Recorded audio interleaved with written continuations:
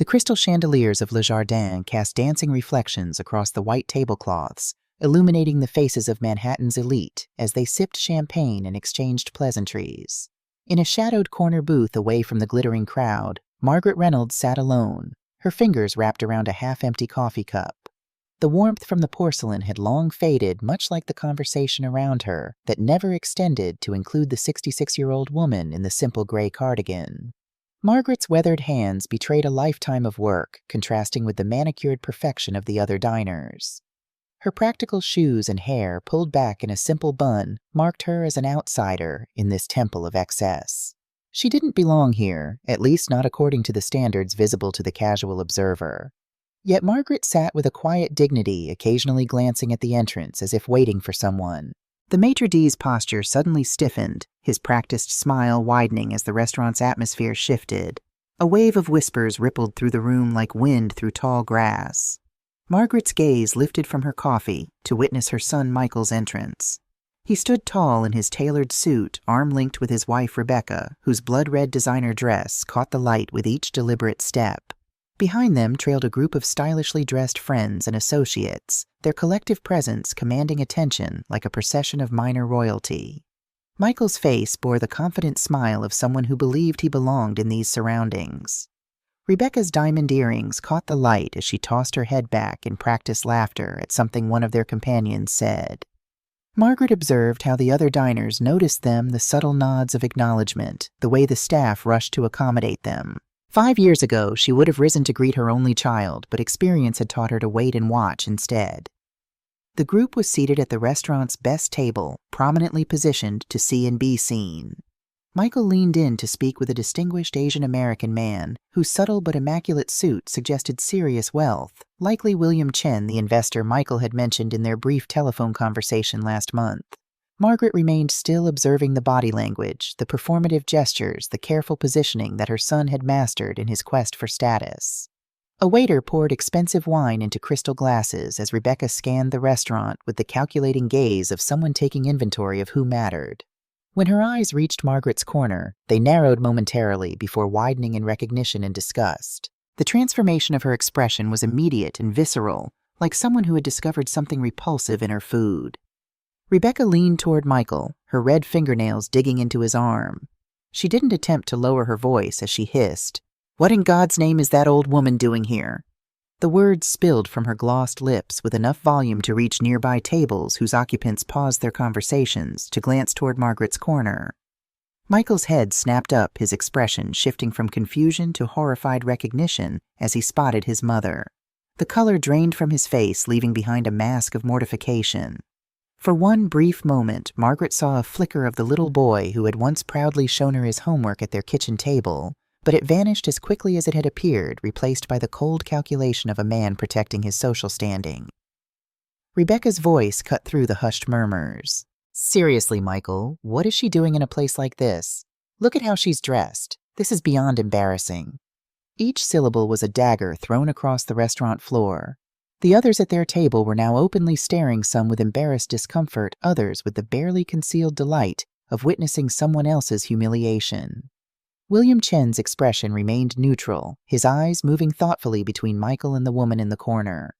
Michael pushed back his chair with a scrape that seemed to echo through the suddenly quiet space. He crossed to Margaret's table with quick, angry steps, his face flushed, not with indignation at how his wife had spoken, but with embarrassment at his mother's presence. He leaned down his cologne, something expensive and impersonal enveloping her as he brought his face close to hers. "Mom, what are you doing in a place like this?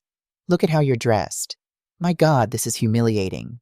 His words emerged through clenched teeth, his eyes darting nervously to ensure his important guests couldn't hear. Margaret's hands trembled slightly around the coffee cup, but she kept her composure. The slight tremble wasn't from fear or shame, but from the effort of containing the deep disappointment that threatened to overflow. She looked into the eyes of her only child, the boy she had raised alone after David's death, and saw nothing but the desperate need for approval from people whose names he would likely forget in a year's time. "I came for coffee, Michael. This is still a public establishment." Her voice was quiet but clear, carrying the strength of someone who had weathered far worse storms than public humiliation. Rebecca had now risen from her seat and was making her way toward them, her high heels striking the floor with the rhythm of approaching thunder.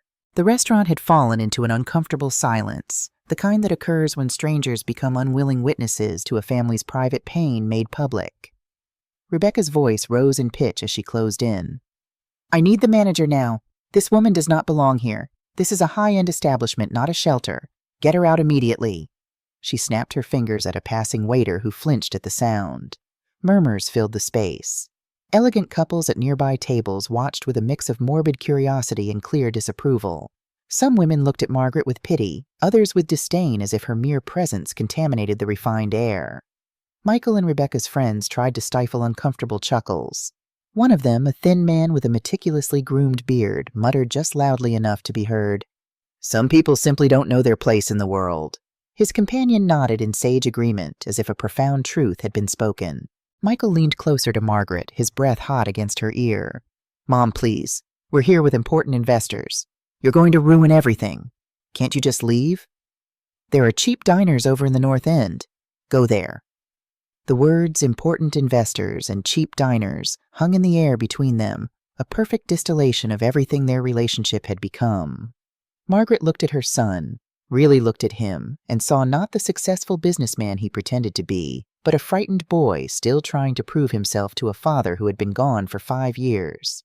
Rebecca continued her performance, gesticulating dramatically, her voice reaching nearly hysterical notes. "This is unacceptable. We pay a fortune to dine in an exclusive atmosphere, and this shows up. Where is the owner? I want to speak to the owner right now." She pointed at Margaret as if she were trash that urgently needed to be removed. Her friends nodded, scandalized, whispering amongst themselves about the nerve of certain people. The young server nervously approached, trying to calm the situation. Rebecca cut him off before he could speak. "I don't want excuses. I want the manager. I want the owner. Someone needs to answer for this." The poor young man practically ran toward the back offices. Michael avoided Margaret's gaze, completely focused on smiling tightly at his investors, trying to minimize the incident. Margaret remained sitting, feeling as though 66 years of life had been reduced to this moment of absolute humiliation. Her own son wanted to erase her from his existence. The seconds dragged like hours. Rebecca used every moment to fuel the fire. "I just can't believe it. Can you come to celebrate to close important deals and you have to run into this situation." She probably sneaked in without a reservation, or worse, someone took pity on her and let her in. Her friends laughed that cruel laughter familiar to women who enjoy stepping on others. One of them added, "Poor dear. She probably saw the place from outside and thought she could pretend to belong here." The laughter grew louder. Then James Walker appeared. The restaurant manager walked toward them with his characteristic calm elegance, impeccable suit upright posture, a professional smile that revealed nothing. Rebecca pounced on him immediately. "Finally, I need you to get this woman out of here immediately. She's ruining everyone's experience.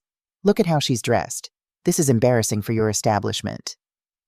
James listened in silence, nodding slightly, his expression completely neutral. Then his eyes settled on Margaret. For a second, something flickered in his gaze, something Rebecca missed because she was too busy relishing her moment of power. Michael chimed in, his voice attempting to sound authoritative. "Look, we don't want to make a bigger scene. Just handle it discreetly. Take her out through the kitchen exit if you have to." Through the kitchen, as if she were garbage that didn't even deserve to use the main door. James took a deep breath, then with a composure that contrasted brutally with Rebecca's hysteria, he turned completely toward Margaret. His next words dropped like bombs into the expectant silence of the restaurant. "Madam Proprietor, how would you like me to proceed with these patrons, Proprietor?" The word hung in the dense air. Margaret watched Rebecca's expression freeze like a statue caught in an unflattering pose. Michael's eyes widened in confusion, then dawning horror as the murmurs abruptly ceased. James waited for her answer with absolute respect, his hands clasped in front of him, his posture reverent. Margaret still hadn't moved a muscle, her coffee now cold between her trembling fingers. 66 years old, 5 years widowed, a lifetime spent building something her own child knew nothing about. And there she was in her restaurant, being treated like an obstacle by the family she gave everything to. The silence that followed was deafening. Proprietor. That word kept echoing in the air like a ringing bell. Rebecca blinked rapidly, her mouth opening and closing without a sound. Michael had paled by 3 shades, his hand gripping the back of a nearby chair as if he needed physical support. The investors exchanged confused glances. Rebecca's friends had stopped laughing, their faces frozen in awkward grimaces. James still stood by Margaret's table, awaiting her instructions with the loyalty that only comes from years of working together and mutual respect. But Margaret couldn't speak immediately. She had a knot in her throat the size of a fist because this moment, this public humiliation at the hands of her own blood, was simply the culmination of 5 years of accumulated contempt. 5 years ago, when she lost David, she also lost her identity in her son's eyes. David had been her partner for 42 years. Together, they built everything from scratch. They arrived in the city with nothing but dreams and hands willing to work. He cooked, she managed. Their first restaurant was just a tiny space in a neglected part of the North End. They worked 16 hours a day. Michael grew up among tables and kitchens doing homework amidst the aroma of spices and the clatter of dishes. But he never valued that. To him, they were just restaurant people, service staff. Nothing glamorous, nothing to brag about to his private university friends. When David died suddenly of a massive heart attack, Margaret was devastated. But she was also left with something Michael never knew about. David had been smart with their money.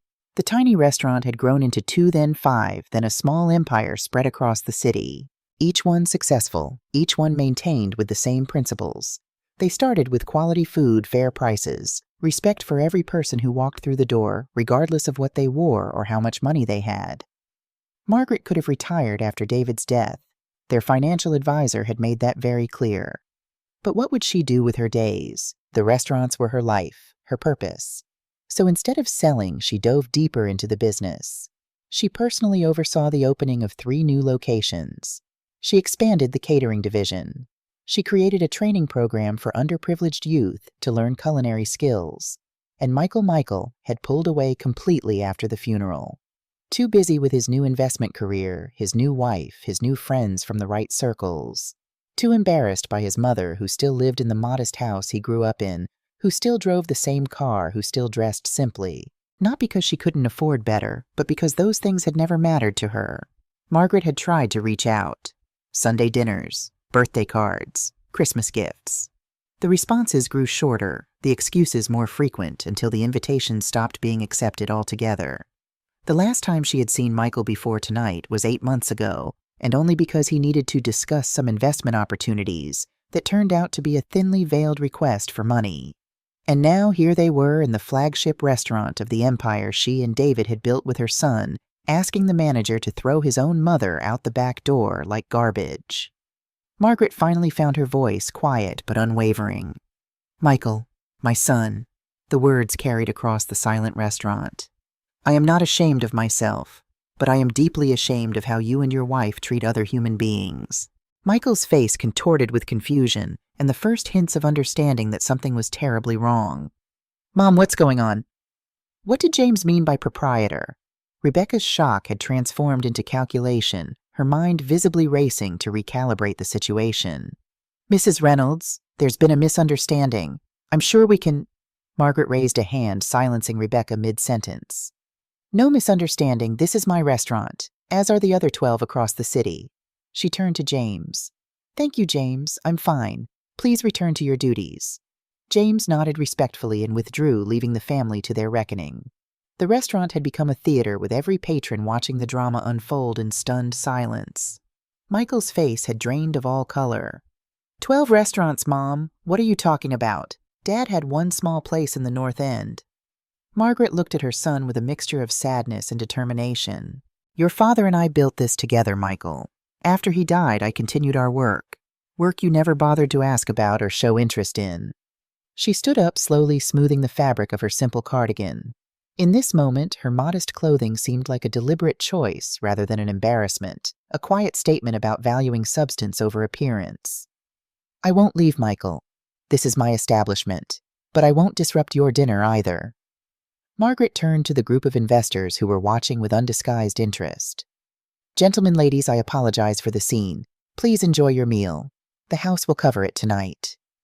William Chen's eyes shone with newfound respect as he assessed Margaret. "Mrs. Reynolds, I presume, a pleasure to meet you. Perhaps we could speak privately sometime about your business." I find myself suddenly more interested in local restaurant investments than the proposal I came to hear tonight. Rebecca's face contorted with horror as she watched her carefully orchestrated evening implode. Michael stood frozen, unable to process the complete inversion of the power dynamic he had taken for granted. Margaret turned back to her son and daughter-in-law. "Michael, Rebecca, I'd like to see you in my office tomorrow morning at 9 a.m. We have matters to discuss." Without waiting for a response, she nodded politely to the assembled diners and walked calmly toward the exit, her back straight, her dignity intact. As she passed the bar, Brenda Martinez, her oldest friend and the restaurant's beverage director, gave her a subtle nod of solidarity. Margaret had texted her earlier to say she was coming in for coffee, never expecting the evening to unfold this way. Brenda's expression said everything: pride in Margaret's composure, fury at how she'd been treated. Outside, the cool night air filled Margaret's lungs as she stood on the sidewalk, finally allowing her hands to shake freely. A lifetime of work, of sacrifice, of putting others first, and this was how her only child saw her, as an embarrassment to be removed from sight. The pain was physical, a weight pressing against her chest. But beneath the pain burned something else: resolve. For too long she had allowed Michael to drift away to pretend she didn't exist unless he needed something. For too long she had excused his behavior as grief for his father, as the natural distance that grows between adult children and their parents. Tonight had torn away that comforting fiction. The truth was starker, colder, but at least it was honest. Margaret walked to her car, not the luxury vehicle she could easily afford, but the reliable sedan she'd driven for years. As she started the engine, she made a decision. Tomorrow would mark a change. Tomorrow boundaries would be set. Tomorrow respect would become non-negotiable. The drive home took Margaret through downtown past 3 of her restaurants, each one bustling with satisfied customers. Each one a testament to the vision she and David had shared. Each one invisible to her own son, who had been too embarrassed by his simple parents to see the legacy being built around him. Margaret's house stood in stark contrast to the upscale apartment where Michael and Rebecca lived. It wasn't small, it had 4 bedrooms and a generous yard, but it was in an older, established neighborhood where doctors and teachers lived alongside small business owners and university professors. Nothing flashy, nothing to impress people who measured worth by zip codes. Inside, Margaret moved through her familiar evening routine with mechanical precision, her mind racing ahead to tomorrow's confrontation. She made herself a cup of tea and sat at the kitchen table where Michael had once done his homework, where David had planned their first menu, where they had celebrated their victories and mourned their setbacks as a family. She reached for her phone and called Jessica Morales, her attorney and friend for over 20 years. "Jessica, I need to see you first thing tomorrow. It's about the will and the business succession plan. Yes, it's time for changes." After hanging up, Margaret opened her laptop and logged into the restaurant group's financial system. Michael had never bothered to ask where the money for his elite education had come from, had never questioned how his parents afforded the simple life that embarrassed him so much. The numbers on the screen represented a business worth millions, a business built on hard work, integrity, and treating people with dignity regardless of their station. Margaret navigated to the ownership documents. Currently, her will left everything to Michael as their only child. David had wanted that, believing that their son would eventually mature into someone who understood the value of what they had built. But David had been gone for 5 years, and Michael had only grown more distant, more obsessed with appearances, more dismissive of his roots. Tomorrow would change that. Not out of spite or revenge, but out of love. Tough love that David might have administered years ago if he'd lived to see what their son was becoming. As Margaret prepared for bed, she thought about Rebecca's horrified face when James had called her Madam Proprietor. There had been something almost satisfying about that moment, but it wasn't enough. This wasn't about humiliating them as they had humiliated her. This was about something more fundamental, teaching the value of human dignity, the kind that can't be purchased with designer clothes or validated by social circles. The morning light filtered through Margaret's bedroom curtains, rousing her from a fitful sleep. She dressed with particular care, choosing clothes that were still simple, but of obvious quality, a subtle statement that her choices were deliberate, not limitations. A gray silk blouse, tailored navy slacks, and comfortable but elegant flats. The pearl necklace David had given her for their 30th anniversary completed the outfit. She arrived at the restaurant an hour before the scheduled meeting, using the time to confer with Jessica in the private office located on the building's top floor.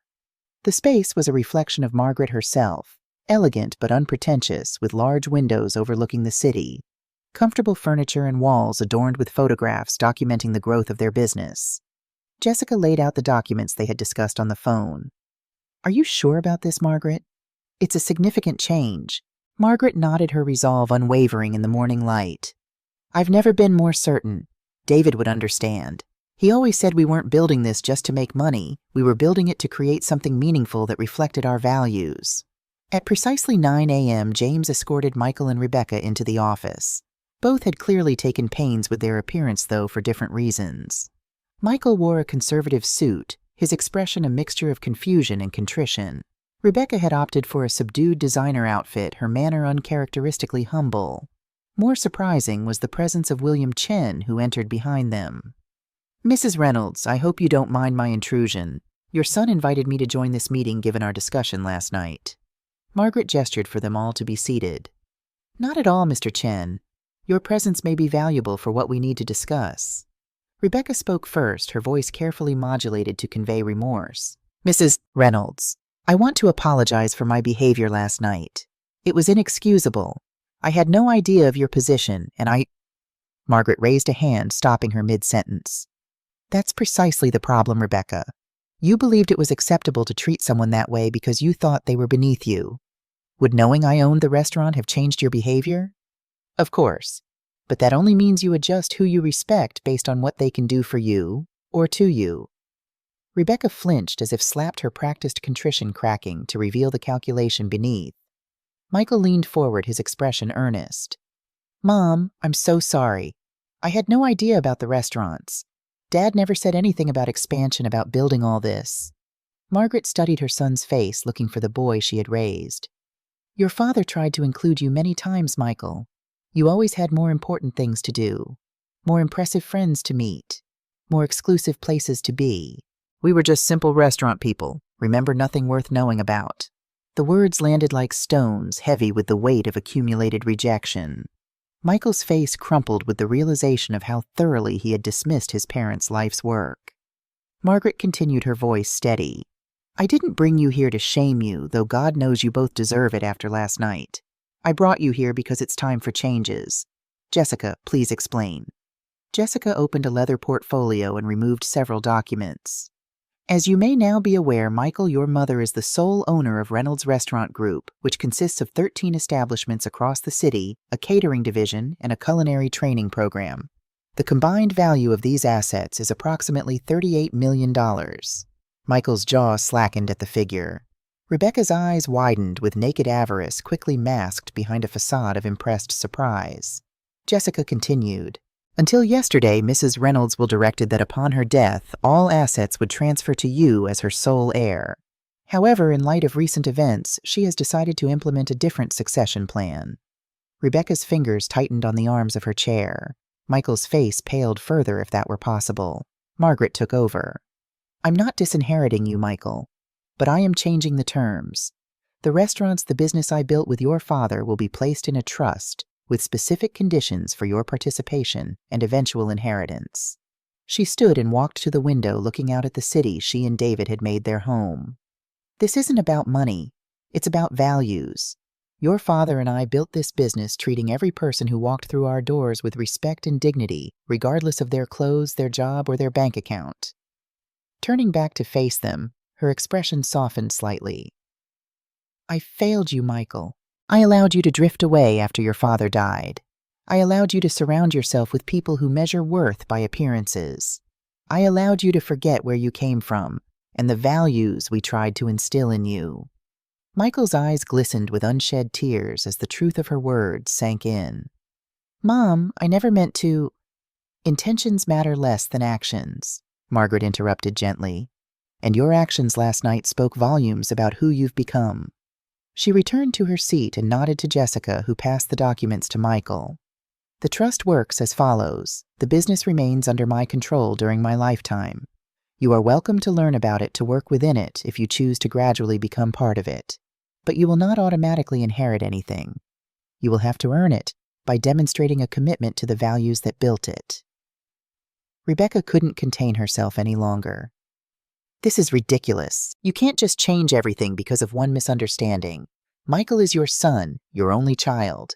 This business should rightfully be his. Margaret fixed Rebecca with a steady gaze. Rights come with responsibilities. Inheritance is not an entitlement, it's a privilege, and privileges must be earned through actions, not blood. William Chen, who had been observing in silence, nodded almost imperceptibly, his respect for Margaret visibly growing. Michael studied the documents, his expression shifting from shock to understanding. So, I have to work in the business, learn it from the ground up. If that's what you choose, Margaret confirmed. Or you can continue your current path and forfeit the inheritance. The business would then go to the foundation we established to provide culinary education for underprivileged youth. Either way, you won't be destitute. There's a separate provision for a reasonable inheritance regardless of your decision. But the legacy your father and I built, that has to be earned by someone who values what it stands for. Rebecca slammed the door to their penthouse apartment with such force that the framed Warhol print, a reproduction they pretended was authentic, tilted precariously on its hook. Michael flinched at the sound, his mind still reeling from the morning's revelations. $38 million, 13 restaurants, a culinary empire he'd dismissed as insignificant while chasing the approval of people who measured success by brand names and zip codes. "This is your fault," Rebecca hissed, tossing her designer handbag onto the marble countertop. "Your mother humiliated us in front of William Chen. Do you have any idea what that will do to our reputation?" She kicked off her Louboutins, sending them skittering across the polished floor like abandoned toys. Michael moved to the window, gazing out at the Manhattan skyline that had always represented the success he so desperately craved. But now the view felt hollow, an expensive backdrop to a life built on appearances rather than substance. "My mother didn't humiliate us, Rebecca. We humiliated ourselves." His phone buzzed with an incoming text. Glancing down, he felt his stomach drop. "The bank needs to speak with us immediately about our mortgage payment." He held up the screen for Rebecca to see. "They're threatening foreclosure." Rebecca's face, already flushed with anger, drained of color. "That's impossible. I sent that payment last week." But her eyes darted away, a telltale sign Michael had learned to recognize over the years. Another lie in a marriage built on them. "Did you really?" He scrolled through their joint account transactions, finding nothing. "Or did you use the mortgage money for something else? Perhaps those new earrings you wore last night?" The truth of the situation crashed over them like a wave. Their carefully constructed facade of wealth and success was crumbling. Michael had leveraged everything on investment gambles that never paid off, while Rebecca had continued spending as if their resources were limitless. William Chen's potential investment had been their last hope of staying afloat, a hope that had evaporated the moment James Walker had called Margaret Madam Proprietor. Rebecca's shoulders slumped as the fight drained from her. "What are we going to do? We can't lose this place. We can't—" Her voice trailed off, the unspoken end of her sentence hanging between them. "We can't let people know we've failed." Michael moved to the kitchen island where the trust documents from his mother's lawyer lay spread out like a roadmap to a foreign country. His eyes caught on a clause about how participants in the trust would need to demonstrate not just business acumen, but a commitment to the core values of dignity, respect, and service to others, regardless of their status or wealth. "We might not have a choice," Michael replied, resignation settling over him like a heavy cloak. "We can't make the mortgage payment. We can't maintain this lifestyle. We've been living on credit and empty promises for months." He glanced around at their apartment, the designer furniture they could barely afford, the art they pretended to appreciate, the high-end appliances they rarely used because they always ate out at establishments where they could be seen. None of it felt like home. None of it reflected anything real about who they were or what they valued. Rebecca's phone chimed with a notification from her father. "Daddy wants to meet for lunch tomorrow. I can't tell him about this. He warned me about marrying someone who wasn't from our circle. He said you'd never amount to—" She cut herself off, but the damage was already done. "Someone who wasn't from your circle." Michael's voice hardened. "Is that how you've always seen me, as some charity case you elevated to your social stratum?" The words tasted bitter, but they forced him to confront a truth he'd been avoiding, his marriage like his lifestyle had been built on false pretenses. Rebecca didn't answer, which was answer enough. Instead, she retreated to their bedroom, closing the door with uncharacteristic gentleness, leaving Michael alone with the documents that outlined a path he'd spent years trying to avoid, a return to his roots, to the family business he'd dismissed as beneath him. He picked up the trust papers, really reading them this time. The conditions weren't punitive. They were educational. His mother wasn't trying to control him. She was offering him a chance to reconnect with values he'd abandoned in his pursuit of status. The realization both stung and soothed like antiseptic on a wound too long ignored. Michael's phone rang his realtor, returning a call he'd placed earlier when the reality of their financial situation had first sunk in. He answered, his voice steadier than he felt. "Yes, I need to list the apartment immediately. How quickly can you make that happen?" The conversation was brief, but definitive. Their home would go on the market by the end of the week.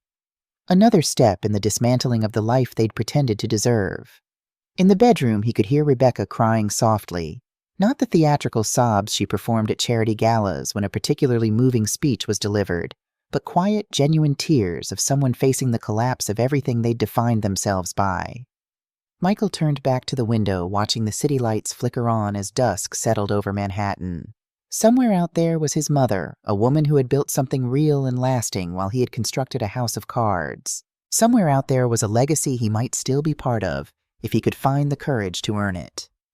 3 days later, Michael stood in the spare bedroom of their new apartment, surrounded by moving boxes labeled in Rebecca's precise handwriting. The space was a fraction of their penthouse's size, 2 bedrooms in a pre-war building with no doorman, no amenities, and neighbors who worked as teachers, nurses, and small business owners, rather than hedge fund managers and fashion executives. The realtor had found a buyer for their penthouse almost immediately, a tech entrepreneur who didn't blink at the price and paid in cash. The sale had cleared their debts, but left little cushion for the lifestyle they'd grown accustomed to. This new apartment in a neighborhood Rebecca had once described as where dreams go to die was all they could afford now. Michael opened a box marked personal items and pulled out a wooden crate he hadn't seen in years. Inside were photographs and mementos from his childhood pictures of his parents opening their first restaurant. David showing a young Michael how to properly hold a chef's knife, family dinners, where laughter flowed as freely as the wine. At the bottom lay a leather-bound notebook filled with his father's handwritten recipes, notes in the margins documenting improvements and variations developed over decades. His throat tightened as he traced his father's handwriting with his fingertip. How had he forgotten these moments? How had he convinced himself that his parents' work was something to be ashamed of, rather than proud of? The sound of the apartment door opening interrupted his thoughts. Rebecca entered, her expression unreadable behind oversized sunglasses despite the overcast day. She'd been avoiding him since their move, spending days with friends who hadn't yet realized their fall from grace and evenings in stony silence. Rebecca removed her sunglasses, revealing reddened eyes. "I had lunch with my parents." Her voice cracked slightly. "They know everything about the foreclosure, about having to sell the penthouse. Someone at the bank is friends with my father's golfing partner." Michael waited for the rest, knowing there would be more. Rebecca's parents had never approved of him, viewing him as an ambitious climber, not worthy of their daughter despite his Ivy League education and cultivated mannerisms. "They've cut me off completely." Rebecca slumped onto a stack of moving boxes. "My trust fund, my allowance, even my health insurance. They said I made my bed by choosing you over their advice, and now I can lie in it." A bitter laugh escaped her. "My mother actually said she can't be associated with failure, as if I'm a failed business venture rather than her daughter." Michael was surprised to feel a surge of protectiveness toward Rebecca. Beneath the entitlement and social climbing was someone who had been raised to believe her value lay in her associations and appearances. She had been formed by the same toxic environment he had so desperately tried to enter. "I'm sorry. That's cruel." Rebecca looked up, her carefully constructed facade cracking to reveal something vulnerable and real.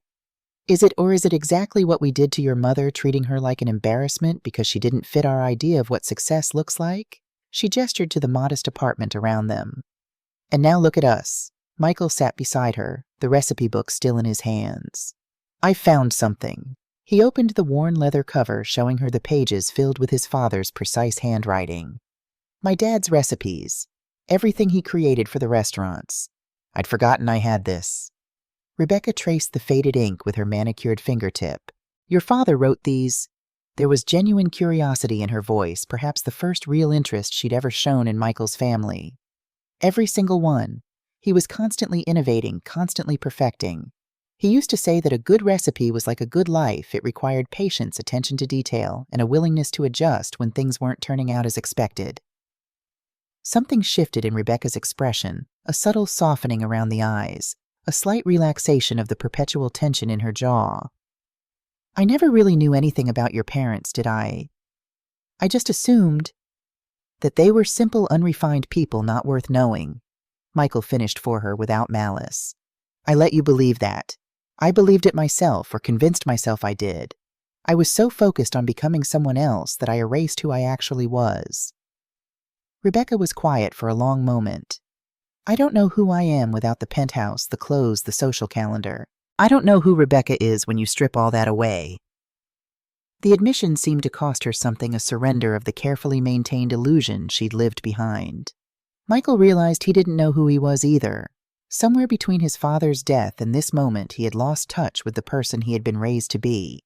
The thought was terrifying, but also strangely liberating. If he didn't know who he was, he had the freedom to rediscover himself, to rebuild on a foundation of truth rather than appearances.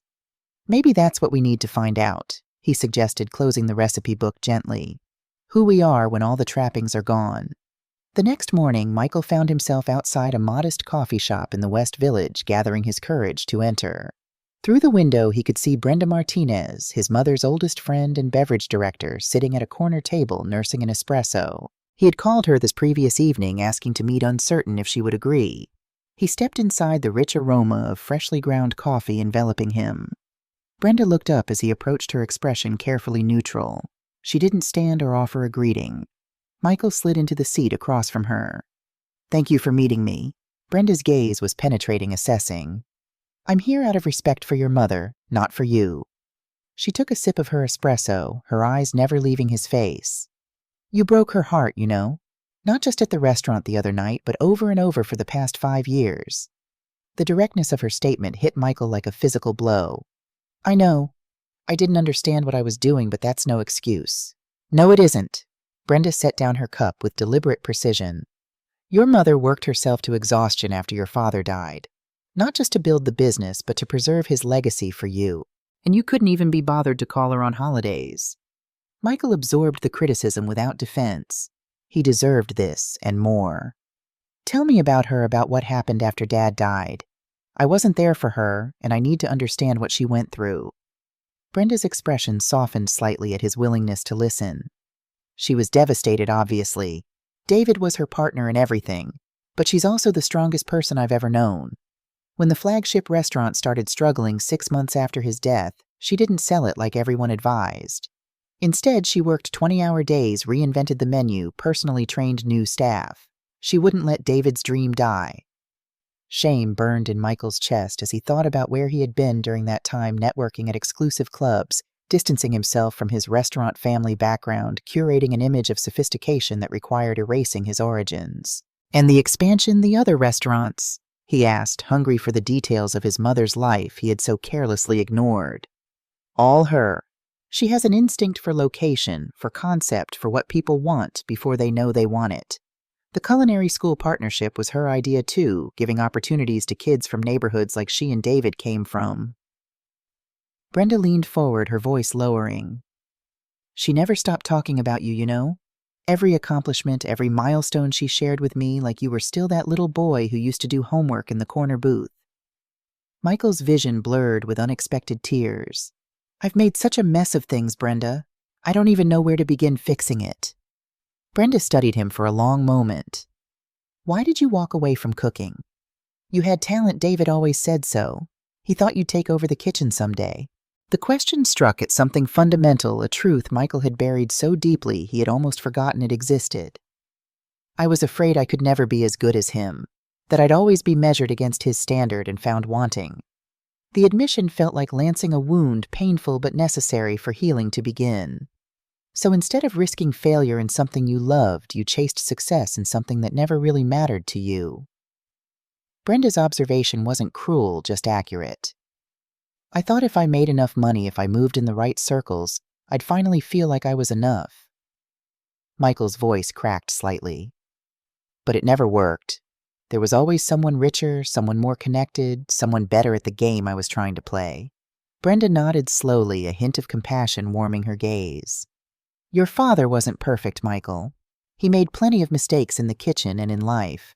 but he was authentic. He never pretended to be something he wasn't. She gathered her things, preparing to leave.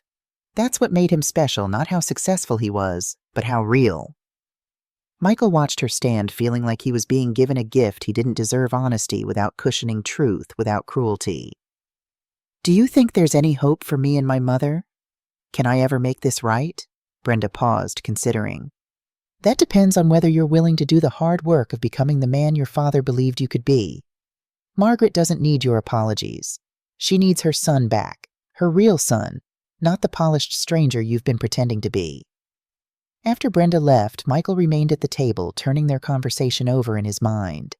The path forward wasn't clear, but for the first time in years, he felt a genuine desire to find it, not for the status or wealth it might bring, but for the reconnection with a part of himself he had abandoned.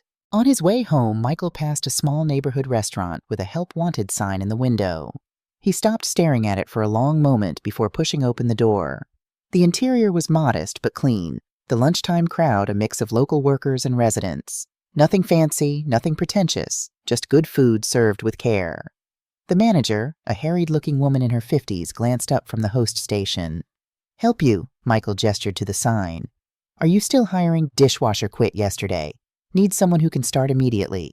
She eyed his button-down shirt and dress shoes skeptically. "It's hard work, not great pay." Michael thought of his father, who had started as a dishwasher in someone else's kitchen before saving enough to open his own place. "I'll take it." 2 hours later, Michael arrived home with pruned hands and an aching back, but also a strange sense of satisfaction. The work had been physically demanding but straightforward. No pretense, no performance, just labor that contributed to something tangible. He had forgotten what that felt like. Rebecca was sitting on their small balcony, staring out at the brick wall of the adjacent building rather than the sweeping city views they used to enjoy. She turned as he entered, her eyes widening at his disheveled appearance. "What happened to you?" "I got a job, dishwashing at Emilio's on 7th. Rebecca's mouth fell open. "You're joking." Michael shook his head, bracing for her ridicule. Instead, after a moment of stunned silence, she asked, "Why?" The question wasn't accusatory, but genuinely curious. Michael joined her on the balcony, leaning against the railing. "I met with Brenda today. She made me realize something I've been avoiding for years. I walked away from cooking from something I actually loved because I was afraid of failing. I've spent the last 5 years chasing success in a world I don't really belong in, and it's made me miserable." Rebecca absorbed this, her expression thoughtful. "So washing dishes is what penance? It's a beginning. My dad started as a dishwasher. He always said you can't really understand a restaurant unless you've worked every station." Michael flexed his sore hands. "And it's honest work. There's no pretending, no facade. It's just me contributing something real to a business that feeds people." Rebecca was quiet for a long moment, gazing at the narrow slice of sky visible between the buildings. "I had an interview today, too." "You did where?" "The community center 3 blocks over. They need someone to help with their social media and fundraising." A faint flush colored her cheeks. "It's not glamorous and the pay is barely enough for coffee money, but—" She trailed off, seemingly embarrassed by this tentative step toward something meaningful.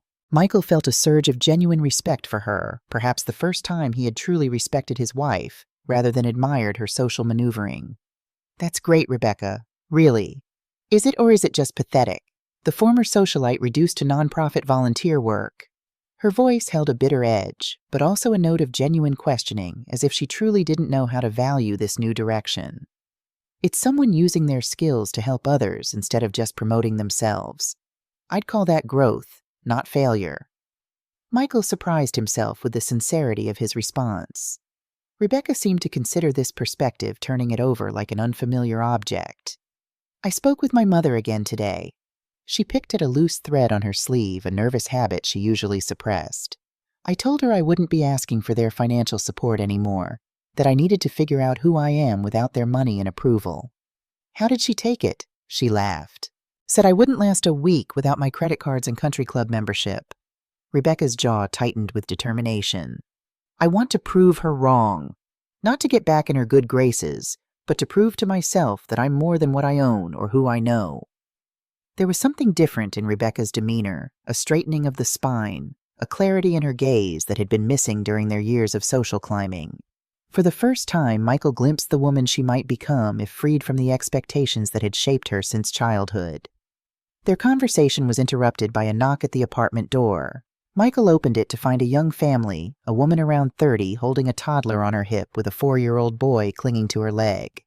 They lived across the hall. Michael had nodded to them in passing, but never spoken with them.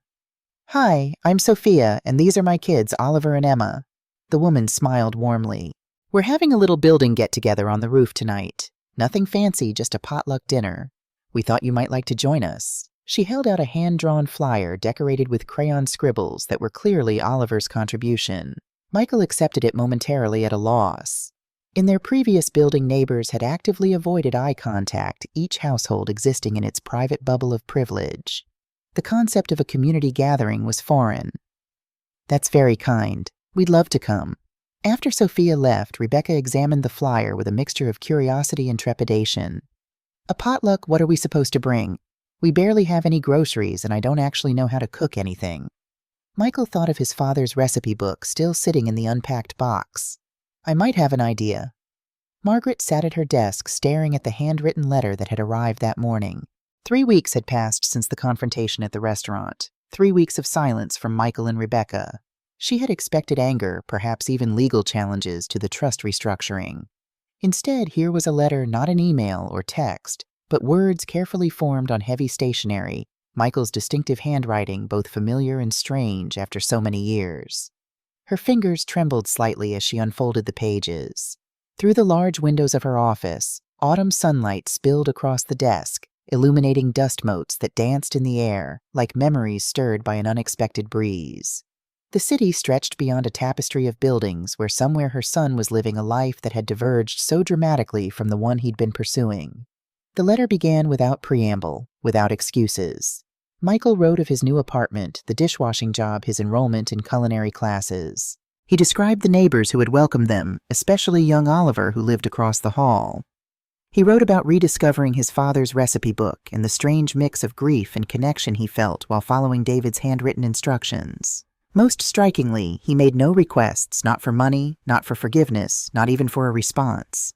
It was simply an accounting honest and unembellished of the first steps on a journey he was undertaking. Margaret read the letter 3 times, searching for calculation or manipulation between the lines.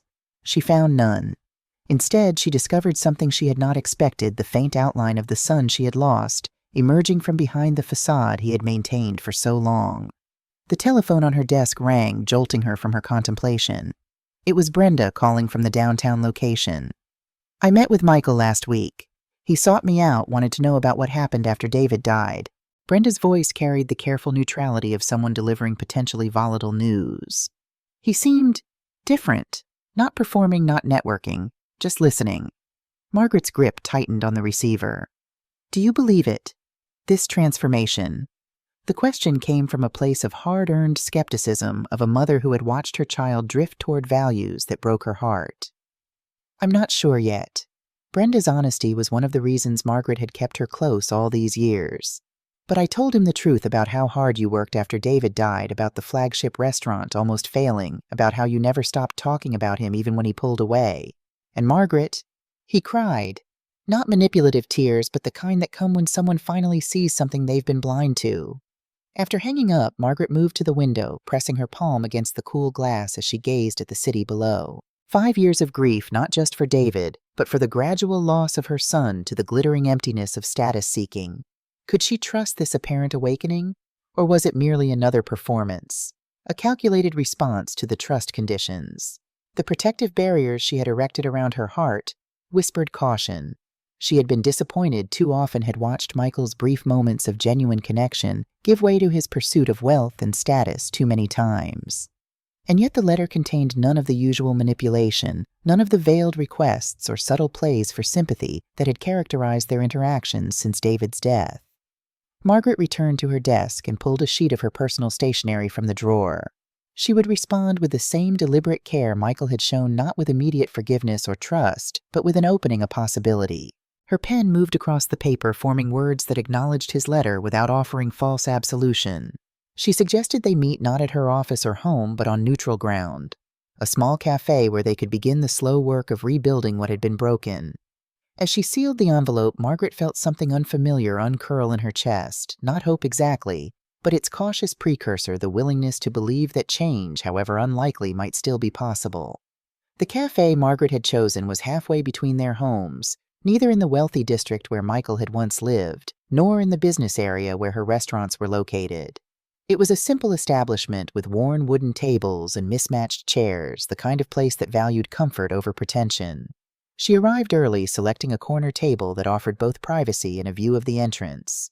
At precisely noon, the door opened and Michael entered, followed by Rebecca. Margaret was momentarily taken aback. She had expected to meet her son alone, had prepared herself for that singular reconnection.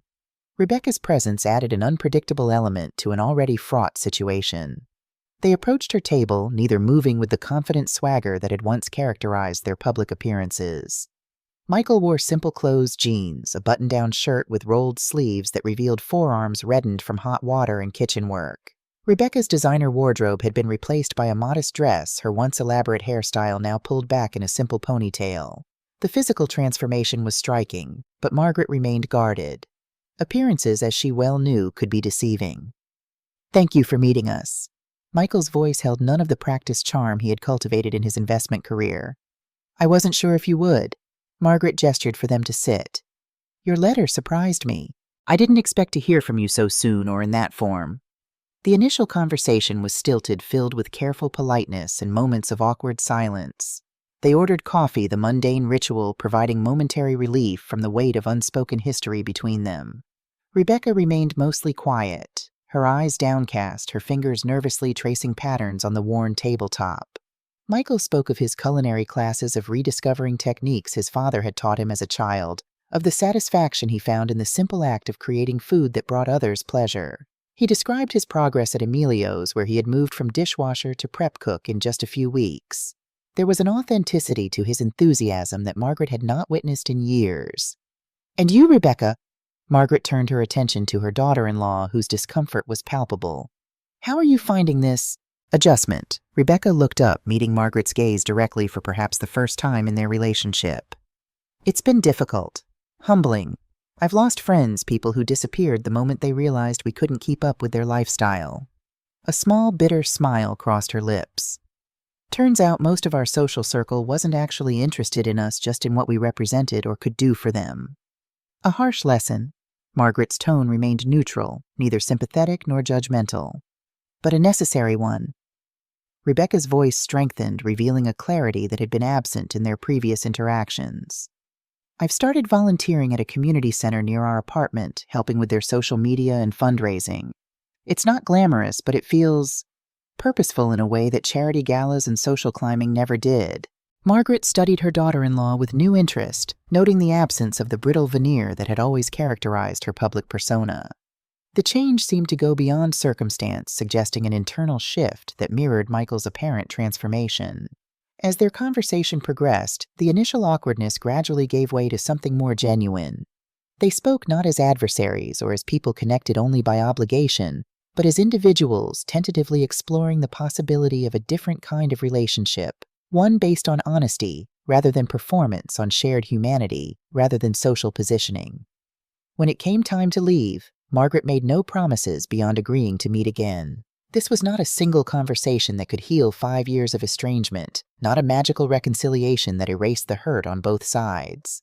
It was merely a beginning, a small opening in a door that had been firmly closed for too long. Outside on the sidewalk, Michael hesitated before they parted ways. "There's someone I'd like you to meet if you're willing. Our neighbor Oliver. He's 4 lives across the hall with his mom and sister." The request came without agenda, just a simple desire to connect the different parts of his new life.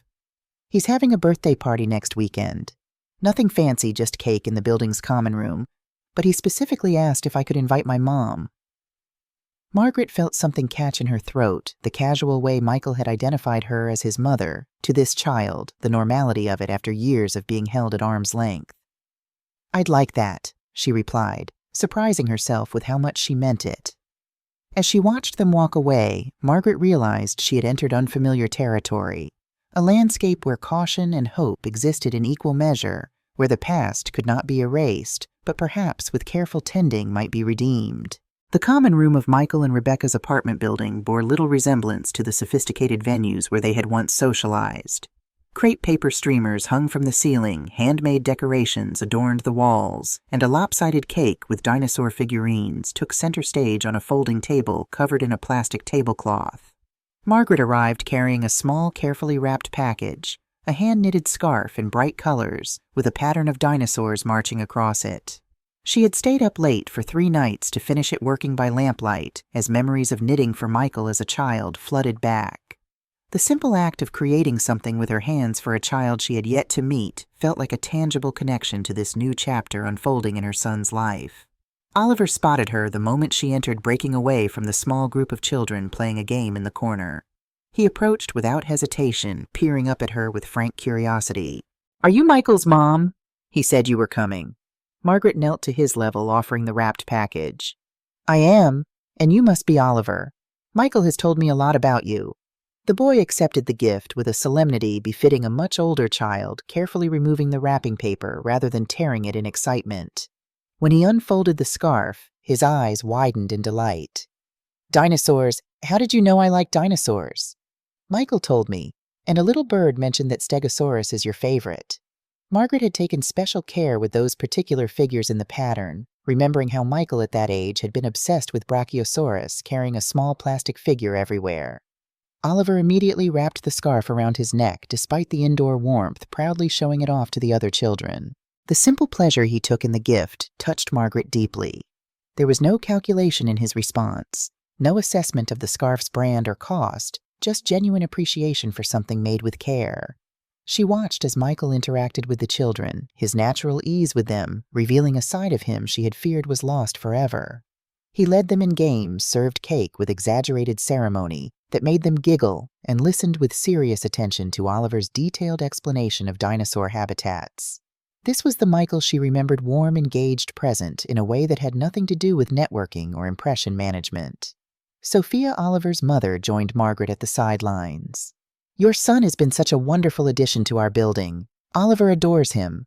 And Rebecca has been helping me with job applications. Turns out she's amazing with resumes and cover letters." The observation caught Margaret by surprise. She had always viewed Rebecca as someone who valued people solely for their social capital, who measured worth by wealth and status. The idea of her helping a single mother with practical job hunting skills suggested a dimension to her daughter-in-law that Margaret had never bothered to look for. Across the room, Rebecca was helping a little girl fix the ribbon in her hair, her face lit with a natural smile that bore no resemblance to the practiced social expressions Margaret had always associated with her. When Oliver raced over to show Rebecca his new scarf, she admired it with genuine enthusiasm, helping him arrange it more comfortably around his small shoulders. "They've both been through a lot recently, haven't they?" Sophia's question held no judgment, just the perceptiveness of someone accustomed to reading between lines. Margaret nodded, not elaborating, but acknowledging the truth in the observation. "Yes, we all have." The party continued a simple celebration centered around a child's joy rather than social positioning or networking opportunities. As Margaret prepared to leave, Oliver wrapped his arms around her legs in an impulsive hug. "Thank you for my scarf. Will you come back and visit again?"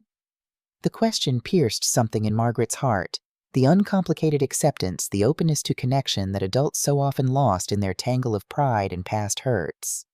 "I'd like that very much, Oliver." Outside, Michael walked her to her car. The autumn afternoon was fading into evening, the streetlights beginning to illuminate the neighborhood that Margaret now realized was not the down market area she had initially judged it to be, but a real community where people knew each other's names and children played together in common spaces. "Thank you for coming. It meant a lot to Oliver and to me." Michael's voice held a sincerity that couldn't be fabricated. Margaret studied her son in the gathering dusk, seeing beyond the external changes to something more fundamental, a settling into authenticity that reminded her powerfully of David. "He's a special child. You seem to have found a place here." "It's not what I would have chosen 6 months ago." Michael glanced back at the modest apartment building. "But there's something real here that was missing in our old life. People who see each other as people, not as connections or status symbols." The observation was simple but profound, reflecting an awareness that Margaret had feared Michael would never develop. It wasn't the grand epiphany of a movie character, but the quiet recognition born of lived experience, the kind of wisdom that couldn't be inherited or bestowed, only earned through the often painful process of losing one's way and finding it again. "Mom, I'd like to show you something if you have time next weekend. The community kitchen project I mentioned in my letter, William Chen's initiative. He's offered me a position as the culinary director." Michael's voice held excitement tempered with a new humility. "I'd value your perspective on it." The mention of William Chen's name sparked Margaret's curiosity. She had been working with him on her own expansion plans, but he had never mentioned involving Michael. "William offered you this position. When did this happen?" "He came to Emilio's a few weeks ago. He didn't say whether you knew about it." Michael shifted slightly. "If you'd rather I not take it, I understand. I don't want to complicate your business relationship with him." Margaret absorbed this information, recognizing William's hand in creating an opportunity for Michael that was separate from her own businesses, a chance for her son to prove himself on his own merits, rather than through nepotism or inheritance. It was the kind of thoughtful intervention that revealed why she had been drawn to partner with him. "I'd like to see it," she replied. "And Michael William is a good man with excellent instincts. If he's offering you this opportunity, it's because he sees something in you worth investing in." The words were not quite forgiveness or reconciliation, but they were an acknowledgement of Michael's efforts, of his potential, of the possibility that the path he was now choosing might lead somewhere worth going.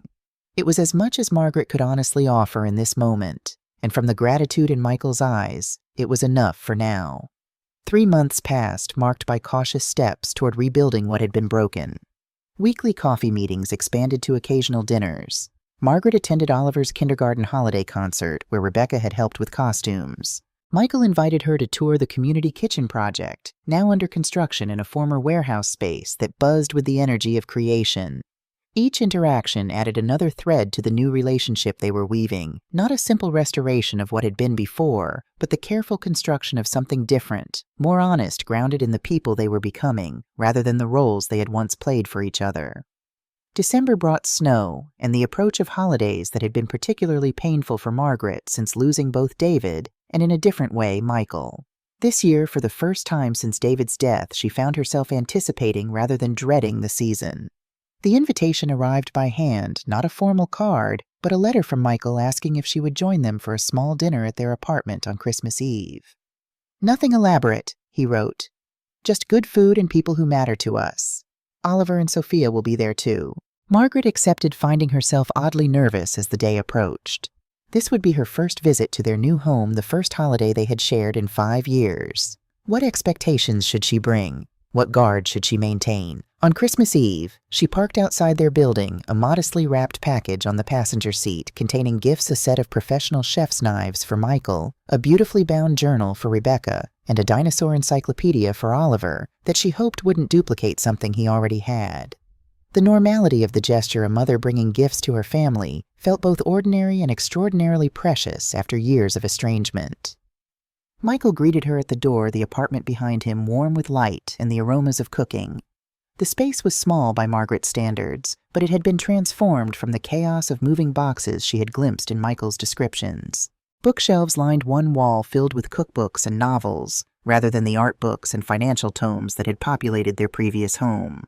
Simple but comfortable furniture created a living space that invited relaxation rather than impressed visitors. Most striking were the photographs displayed throughout, not the carefully curated images of Michael and Rebecca at exclusive events that had once adorned their walls, but family photos including several of David that Margaret recognized from Michael's childhood. The kitchen drew Margaret's eye immediately, small but well-equipped, with Michael's culinary textbooks stacked on a corner shelf and Rebecca's meal planning calendar pinned to the refrigerator. It was clearly a working space used daily rather than maintained for show like their previous kitchen had been. Oliver burst in from the hallway wearing the dinosaur scarf Margaret had knitted him despite the apartment's warmth. "Miss Margaret, look what I made." He thrust a handmade ornament toward her, a salt dough creation painted in exuberant colors that might have been a star or possibly a dinosaur, the exact form lost in childish enthusiasm. Margaret accepted it with appropriate reverence. "It's beautiful, Oliver. Did you make this yourself?" Michael helped with the oven part because it's hot, but I did all the painting. His pride was palpable, untainted by the self-consciousness that would come with age. Sophia emerged from the bathroom, greeting Margaret warmly while trying to corral Oliver's excitement. "He's been talking about showing you his ornament all day. I think we've reached peak Christmas anticipation." Rebecca appeared from the bedroom, her welcome genuine if still slightly tentative. The months had softened the awkwardness between them, but there remained a carefulness to their interactions, two women slowly discovering who the other truly was beneath years of mutual misperceptions. The apartment was decorated simply for the holiday, a small tree in the corner adorned with a mixture of store-bought and handmade ornaments, paper snowflakes taped to windows, a poinsettia plant on the coffee table. Nothing like the professional decorations that had once graced Michael and Rebecca's penthouse during the holidays, but infinitely more personal.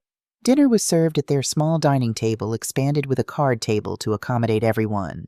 The meal was Michael's creation, his father's special lasagna recipe, crusty bread, a winter salad, and for dessert a chocolate soufflé that he had been practicing for weeks, according to Rebecca's amused commentary. As they ate, Margaret observed the easy interactions among them, Michael's genuine attention to Oliver's dinosaur facts, Rebecca's comfortable banter with Sophia, the absence of the tension and performance that had characterized family gatherings in recent years. These were people who had chosen to be in each other's lives not for advantage or appearances, but for the simple pleasure of connection. After dinner, while Rebecca and Sophia washed dishes, despite Margaret's offer to help Michael led his mother to the small balcony. The night was clear and cold. The city spread below them in a tapestry of light so different from the view they had shared at Thanksgiving 5 years earlier in their penthouse, the last holiday before everything had fallen apart. "I found something I want to show you." Michael handed her a small box simply wrapped. Inside was a leather-bound journal, its pages filled with David's handwriting, recipes, notes, ideas for the restaurant. Margaret recognized it immediately, David's original recipe journal, the one that had gone missing after his death. "Where did you find this?" Her voice caught as she gently touched the familiar handwriting. "It was in that box of memorabilia I told you about, the one I rediscovered when we moved. I must have taken it from his office when we were clearing out his things, though I honestly don't remember doing it." Michael's voice held regret, but also resolution. "It belongs with you with the restaurants. I should never have kept it, especially when I wasn't even appreciating what it represented." Margaret held the journal against her heart. This tangible piece of David returned to her not just as a cookbook, but as a symbol of Michael's recommitment to the values his father had lived by. "Thank you. This means more than you know." "There's something else." Michael handed her an envelope. "It's not a gift exactly, more of a proposal." Inside was a formally written proposal for a new addition to the Reynolds Restaurant Group, a teaching kitchen and community dining space that would offer culinary training to underserved populations while serving affordable, high-quality meals to the neighborhood. The concept combined elements of William Chen's community kitchen project with specific approaches that were distinctly Michael's own. "I've been working on this for weeks," Michael explained. "I've talked with William, done market research, developed budgets and business plans. It would be a new direction for the restaurant group, but one I think aligns perfectly with the values you and Dad built it on."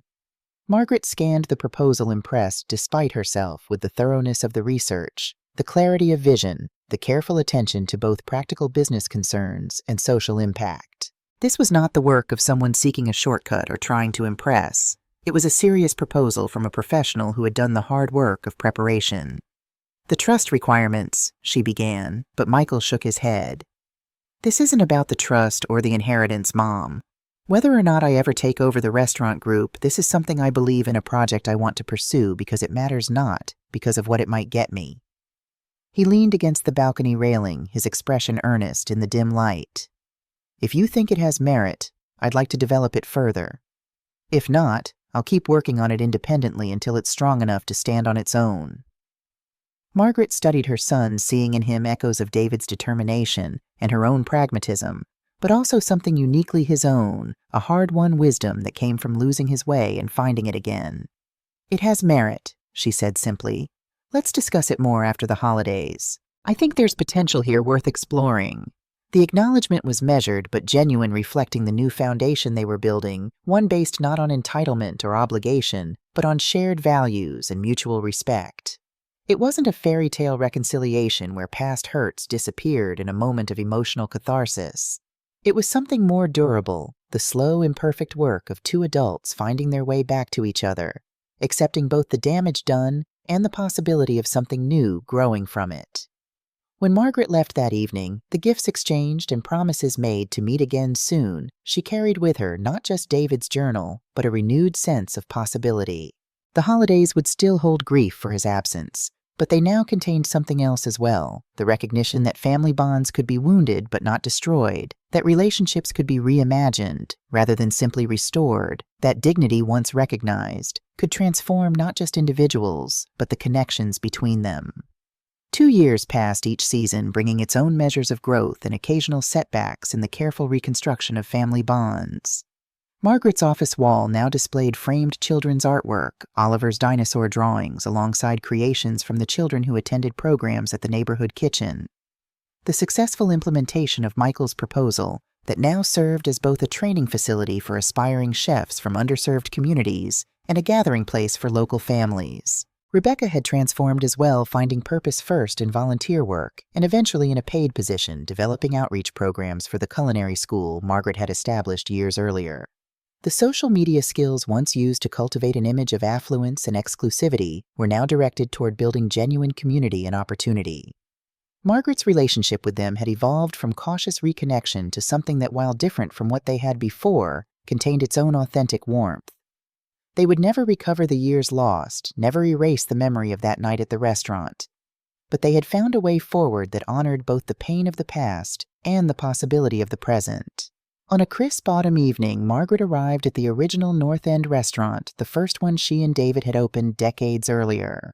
Michael had invited her for what he described as a special dinner, offering no further details. The restaurant had been closed for renovations, recently updates that Margaret had entrusted to Michael's oversight as part of his gradually increasing role in the business. She entered through the front door, stopping in surprise at the transformation. The space had been thoughtfully modernized while preserving the character that made it special, the original exposed brick walls, the hand-carved bar David had installed himself, the corner booth where Michael had done homework as a child. New lighting cast a warm glow over the dining room, and the kitchen had been partially opened to create a connection between the chefs and the diners they served. Michael greeted her dressed in a professional chef's jacket rather than the business suits he had once favored. "What do you think? We kept the soul but gave it some new energy." Margaret turned slowly, absorbing the changes. "It's perfect. Different, but still essentially itself." The observation applied to more than just the restaurant. He led her to a large table at the center of the restaurant where Rebecca waited along with Brenda William Chen, and to Margaret's delight, Oliver Sophia and several graduates of the neighborhood kitchen training program who now worked in various Reynolds restaurants. "What's all this?" Margaret asked, taking in the gathering of people who had become important in this new chapter of her life. Michael smiled, a genuine expression so different from the calculated charm he had once cultivated. "Today marks 45 years since you and Dad opened this restaurant. I thought we should celebrate properly with family chosen and blood." The meal that followed was a culinary tribute to David, classic dishes from his original menu, reimagined with subtle contemporary touches, each course prepared by a different chef who had been influenced by his recipes. Michael himself prepared the main course, his confident movements in the kitchen revealing how thoroughly he had reclaimed the passion he had once abandoned out of fear and insecurity. Between courses, people shared stories, Brenda recounting the early days when the restaurant was struggling, William describing how his own grandfather had faced similar challenges, Oliver solemnly announcing his intention to become a chef, just like Michael and his dad. The conversation flowed naturally, connections strengthening between people whose paths would never have crossed in the status-conscious world Michael and Rebecca had once inhabited. As dessert was being served, Michael stood, drawing everyone's attention. "Before we finish this celebration, there's something I want to say." He turned to Margaret, his expression solemn but warm. "Mom, 2 years ago you gave me a chance to earn back not just a place in the family business, but something far more valuable, a place in a family built on real values rather than appearances." He gestured to the gathered group, to the restaurant around them. "None of this would exist without the foundation you and Dad created, not just the physical buildings or the business structure, but the principles that give it meaning. You taught me eventually that dignity isn't something that can be bought or sold or traded for social advancement. It's earned through consistency, through treating every person with respect, regardless of what they can do for you, through being authentic, even when it's difficult." Rebecca joined him, her hand slipping naturally into his. "We've learned that worth isn't measured by addresses or account balances or social connections. It's measured by how you treat others, by the impact you have on the world around you, by the honesty with which you live." Margaret felt tears threaten as she looked at them. Her son and the woman who had once been a stranger despite their family connection, now truly partners in something meaningful. The transformation wasn't miraculous or instantaneous. It had been earned through daily choices, through uncomfortable reckonings, through the hard work of becoming people of substance rather than merely successful ones. Later, as the evening wound down and guests began to depart, Margaret found herself alone with Michael in the kitchen. He was wiping down counters with the automatic thoroughness of someone who respected the space and the work done there. "You know your father would be proud of all this." Margaret gestured to encompass not just the renovated restaurant, but everything the statement implied: Michael's growth, the neighborhood kitchen, the rebuilding of family bonds that had seemed irrevocably broken. Michael paused, considering her words with the thoughtfulness that had replaced his former quick charm. "I hope so. I think about him every day in the kitchen, not with the old fear of never measuring up, but with gratitude for the foundation he gave me, even if it took me too long to appreciate it." He hung the towel neatly on its rack, a small gesture that revealed volumes about his evolution. "I've been thinking a lot about dignity lately, what it means, how it's earned or lost, how central it is to everything that matters." Margaret leaned against the counter, the familiar posture bringing back memories of countless conversations with David in this same kitchen. "And what conclusions have you reached?" "That dignity isn't inherited or automatically granted. It has to be earned day by day through choices that might not seem significant in the moment, but accumulate into a life of meaning." Michael's gaze was steady, reflecting the hard-won wisdom of someone who had lost their way and found it again. "And that while money and success can be taken away by circumstance, dignity can only be surrendered by choice." The observation struck Margaret with its simple profundity, echoing her own thoughts during those dark days after the restaurant confrontation. That's a lesson worth learning, however it comes to us. As they prepared to leave, locking up the restaurant that had been the beginning of everything, Margaret thought about the journey they had taken, not just from that first tiny kitchen to the restaurant group that now employed hundreds, but from the broken family of 2 years ago to the imperfect but genuine connection they now shared. The reconciliation wasn't perfect or complete. There were still moments of tension, old patterns that occasionally reasserted themselves, wounds that had scarred but not disappeared. But there was also something real and valuable that had been built from the wreckage of that night at Le Jardin, a relationship based on truth rather than performance, on mutual respect rather than obligation or fear. Outside on the sidewalk, the autumn night wrapped around them crisp and clear. Oliver skipped ahead with Sophia, his dinosaur scarf, now almost too small but still treasured, fluttering behind him like a banner of innocent joy. Rebecca and Brenda walked together, deep in conversation about an upcoming fundraiser for the culinary school scholarship program. Michael offered Margaret his arm, a gesture of both support and connection. "Ready to go home?" She accepted, feeling the solid strength of her son beside her, not the brittle facade of the man who had once been embarrassed by her presence, but the genuine substance of someone who had found his way back to authenticity through the painful but necessary process of losing everything he thought he wanted and discovering what he truly needed. "Yes," Margaret replied, the simple word carrying layers of meaning beyond its surface. "I think we all are.